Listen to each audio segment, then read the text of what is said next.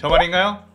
제 이름은 종타쿠 오덕이죠. 우리 종자 여러분, 오늘 하루는 어떠셨나요? 오늘은 인기 애니메이션 귀메르카의 세간에 7개의 대지에 나오는 탐욕기제 불사신판이 들어가게 된다면 어떻게 될지에 대한 가상 시나리오 일부입니다. 이 영상에는 원작의 스포일러와 개인적인 견해가 있으니 그 점 유의하시길 바랍니다. 大丈夫ですか? 그럼 시작해볼까요?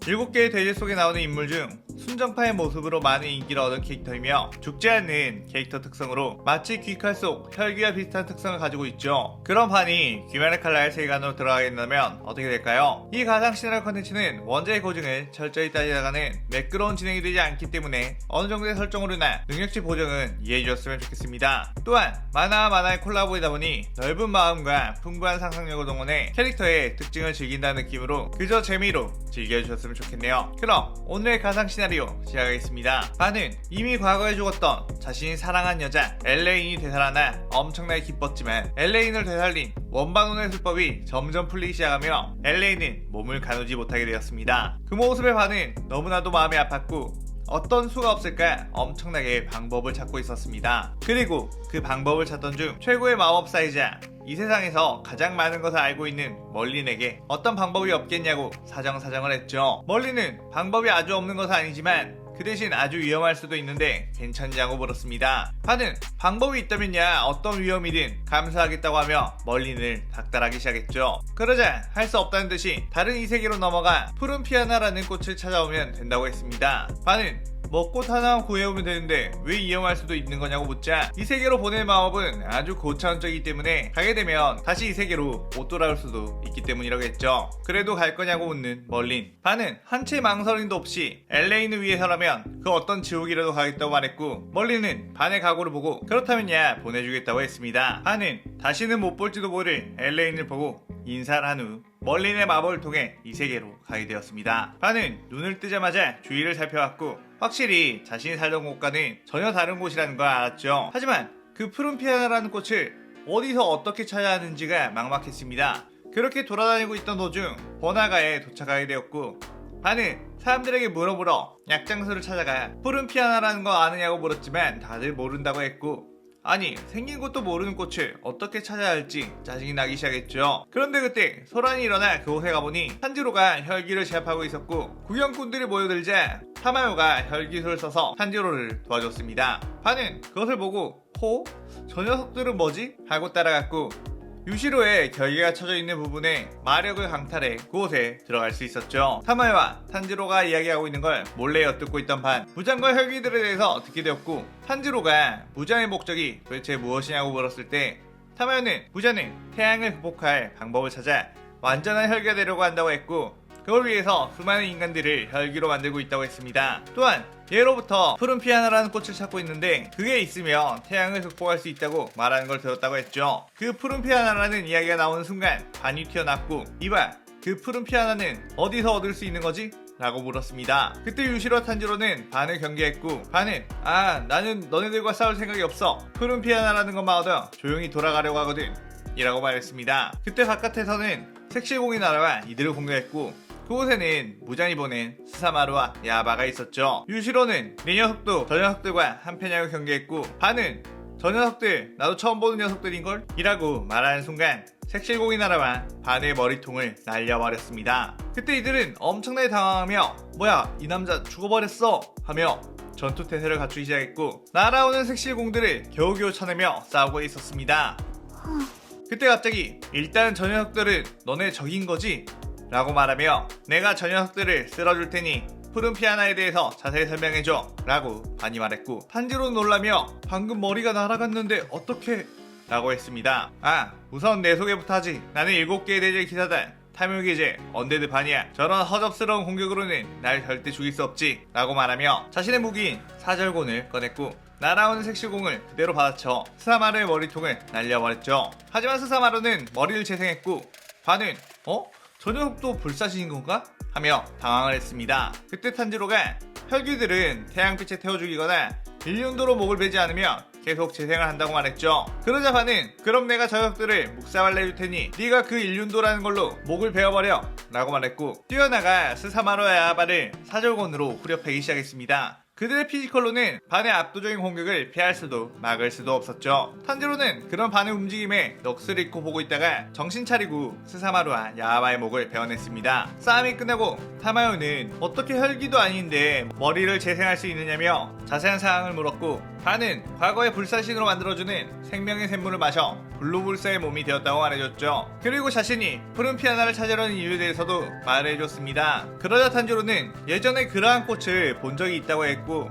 그 꽃은 1년에 한 번 아주 짧은 기간 동안 꽃을 폈던 걸로 기억한다고 했죠. 그리고 네즈코가 예전에 매년마다 그 꽃을 따와서 예쁘다고 보였던 기억이 있다고 했습니다. 자신은 그 꽃이 피는 위치는 알 수 없었지만 네즈코가 항상 알고 따왔다고 말해요. 그러자 반은 네즈코에게 그 꽃이 어딨냐고 물었고, 네즈코는 콩알룬이 되어 소리만 하며 천진난만하게 있었습니다. 그러자 탄지로는 반을 말리며 네지코는 지금 혈교돼버려서 아이처럼 변해버렸다고 말할 수 없는 상태라고 했죠. 자신도 그 꽃을 찾는 것을 도와드리고 싶지만 그 꽃은 쉽게 볼 수 있는 꽃도 아니며, 자신은 일단 동생인 네지코를 인간으로 돌리기 위해 방법을 찾아야 하기에 피아나 찾는 것에 전념할 수가 없다고 했습니다. 반은 그럼 네지코가 인간으로 되돌아오면 인간 시절의 기억도 돌아오는 거냐고 물었고, 타마요는 아무래도 그럴 확률이 높다고 했죠. 다른 혈기들은 보통 인간 시절의 기억을 가지고 있는 경우도 많은데 네지코의 경우는 확실히 좀 특이한 케이스라고도 했죠. 반은 그렇다면 우선적으로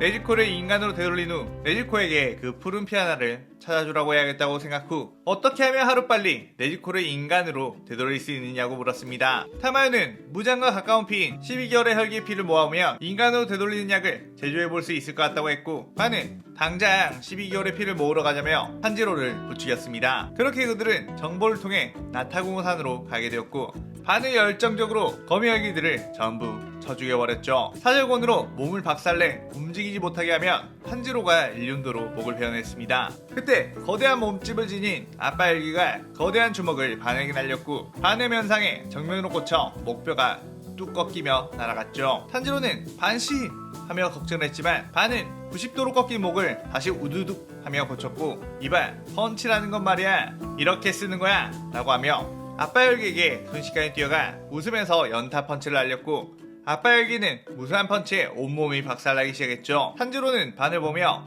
저 사람 왠지 무섭다고 느꼈습니다. 그때 어디선가에서 거미줄이 날아왔고 반을 큐브 스테이크로 만들어버렸죠. 탄지로는 이제 정말 반씨가 회복하지 못할 것 같은데? 라고 생각했지만 순식간에 토막나 반의 몸이 재생되기 시작했고, 저 녀석 눈에 저거 12개월인 거 아니야?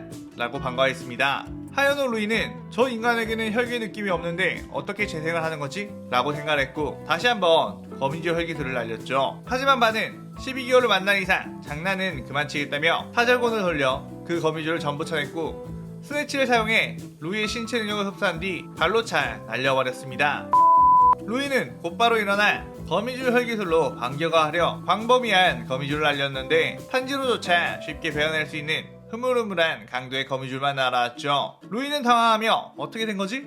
온몸에 힘이 쭉 빠져있다고 생각을 했습니다. 혈기는 몸의 절단에 대한 재생력은 높지만 파워 자체를 빼앗기는 것에는 회복력이 없었죠. 반은 상대방의 마력이나 신체 능력을 빼앗을 수 있는 기술을 가지고 있었고, 혹시라도 광범위한 공격에 네지코나 탄지로가 다칠까봐 루이의 힘을 흡수해버렸던 것이었습니다. 반은 휘파람을 불며 사절곤을 돌리면서 루이에게 다가갔고, 자 이제 내 녀석의 소중한 피를 내놓으실까?